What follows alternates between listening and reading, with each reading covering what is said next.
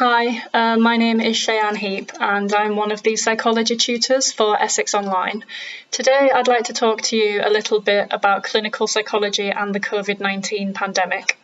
So we know that the global pandemic has caused a huge amount of physical harm, but also the pandemic and policies brought into place to control COVID-19 have also had a significant impact on our mental health, our relationships and our well-being.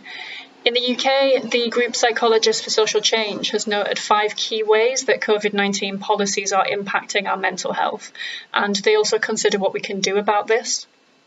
So firstly, feeling trapped and powerless is common, particularly as a result of restricted movement, sometimes called lockdowns. Those who are more disadvantaged to start with, so people who live in crowded houses, who don't have gardens, who maybe have less access to childcare, for example, have borne the greatest burden of difficulty, but it has affected us all. One way to meet the psychological challenge of feeling trapped and powerless is to find ways to increase that sense of control. On a simple level, that could be through adhering to hygiene measures and social distancing rules. We might also want to take control by signing petitions about issues that we care about, contacting our local MPs to let them know. Getting outside where we can as well. So again, that's more practical. We can also try to ensure that people in our neighbourhoods are okay and they're not left without, which can increase our sense of control in the community. Helping other people can also foster our personal sense of agency, and all of us can do something to utilise that control that we do have. The second psychological challenge in COVID-19 is that of fear and distrust. Trust in people who are in power has been quite severely disrupted through challenges such as the mishandling of PPE, leaders not following the rules that they have set for the population, and unclear or frequently changing messages. And the pandemic is also off the back of a range of quite deep cuts to public services over the past decade. This increases people's sense of fear because of the lack of safety net for those who have been pushed into more vulnerable situations. As we can see, racial and class inequalities have come to the fore as well, partly because the pandemic has not affected everybody equally. We can try and create security as a remedy for this, physical security, including distancing, washing hands, etc., but also by ensuring that from a policy perspective, citizens of the UK have access to housing and appropriate financial support if they get into trouble because of the pandemic. On a personal level, we might also want to set routines and ensure steady meals for ourselves. Security based in the wider community could be about structural changes and campaigning for racial equality, helping local food banks, using technology to connect people, and other forms of community activism. So there's some things that we can do. As well as this, COVID-19 can actually create a sense of shame. Growing inequality has highlighted, as I've said, this kind of stark difference between richer and poorer, and some people have actually lost their livelihoods. Local lockdowns can contribute to a sense of shame as well. This is because in some cases communities are being blamed. Leaders are suggesting that residents either don't understand the rules or maybe they're just willingly flouting them. The reality is that a lot of people are not financially or practically able to follow the rules, or they're understandably confused by contradictory messages, and they may lack trust in a constantly shifting policy landscape. All of us may feel shameful as well when we don't know what to do, we don't know what the right choice is, and we're not quite sure if we're making the best decisions for ourselves and our loved ones. This sense of shame can be counteracted with compassion and connection. So psychologists for social change are calling for a just recovery to COVID-19. A just recovery has 5 key points, which includes providing economic relief directly to people, helping workers, and also building resilience for the future. On an individual level, we may just want to continue doing small acts of kindness, which can offer a great deal of comfort and support.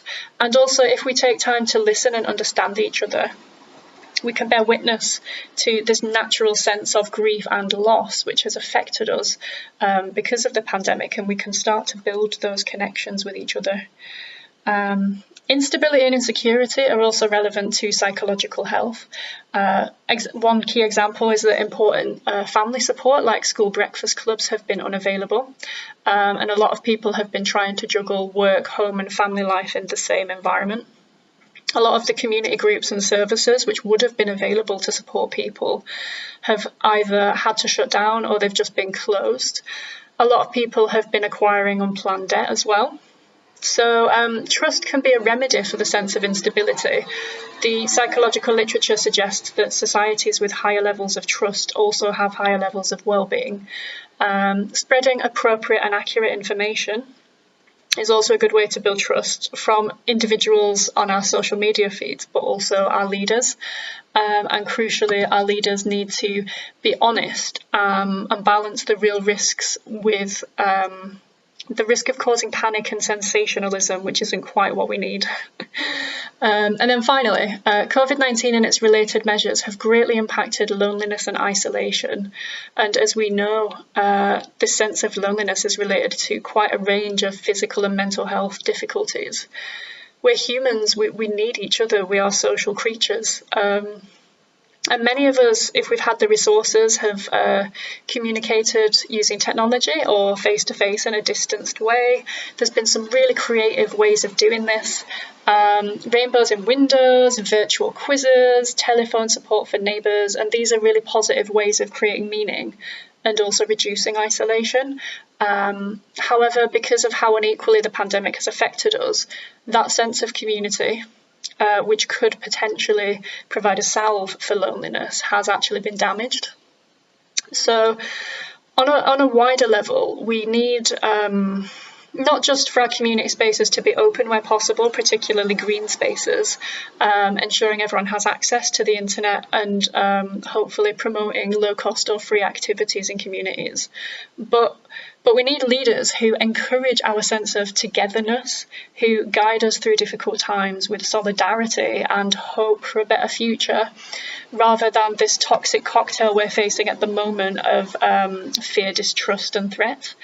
I think we also need time to process our collective feelings about the pandemic, so not just as individuals or families, but together as a whole to witness each other and understand the impact that this has had on us. And we need to foster our own hope. Now, that's not just through falsely positive platitudes or this thing we call toxic positivity, but through a genuine process of connecting with each other and creating real meaning. So psychological theory then can guide us through COVID-19, not just by focusing on the negative impacts, particularly on the individual, which I've seen a lot of in the news, although that is very real and very important. But we also need to consider the wider context of the pandemic and how much of our everyday lives and well-being are affected by these policies, the actions that we can take to support ourselves and others psychologically, and not just within our immediate environment, but also about holding those in power to account to create a better society for all of us. So to conclude this talk, I'd just like to leave you with a quote, and this forms the basis of Psychologists for Social Change, and it is a message of hope and solidarity. Equality is the best therapy. And I think now, more than ever, we do need to remember that while this is difficult, we're not going through this alone. So please remember to take care of yourselves and each other. And thank you for listening to this talk.